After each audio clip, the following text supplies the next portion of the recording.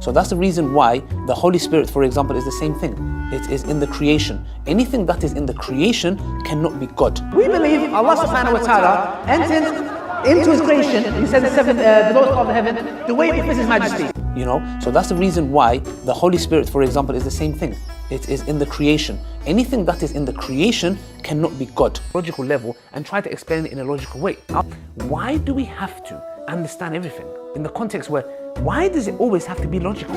Why does it have to be something where we're like, oh, explain it to me logically, or I'm going to start doubting things? This is exactly why Shaitan fell into disbelief. When Allah subhanahu wa ta'ala told him to do something, bow down to Adam, he couldn't comprehend logically why he had to do that when he feels like he's better than him.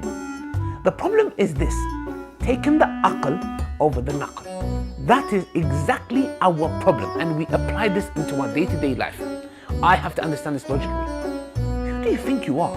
I mean, how arrogant you must be to say, I need to know everything. Subhanallah, who do you think you are? So if somebody were to say, how can we believe these ahadith when Google Earth has mapped the whole world? We can zoom in and see everything around us, and there is no massive land hidden from mankind. The response is, Wallahu ala kulli shay'in qadir. Allahu a'lam. If we believe in the ahadith, this is what the ahadith tell us. This is what the ahadith tell us. And there's a simple rule that Ibn Taymiyyah mentions. Memorize this rule. The Quran and Sunnah does not bring the impossible, but it does bring that which astounds the mind. Is it impossible that somewhere underground Allah has thousands of people living? It's not impossible. It's not impossible. It's not surprising that our medieval scholars believe this type of stuff.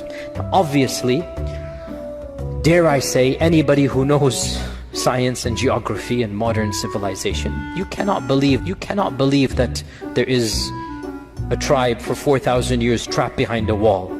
I mean, if you believe this, that's your position. I cannot believe it. I cannot believe it. I find this very difficult to believe. Is it impossible that somewhere underground Allah has thousands of people living? It's not impossible. It's not impossible. They're in some place separated from mankind.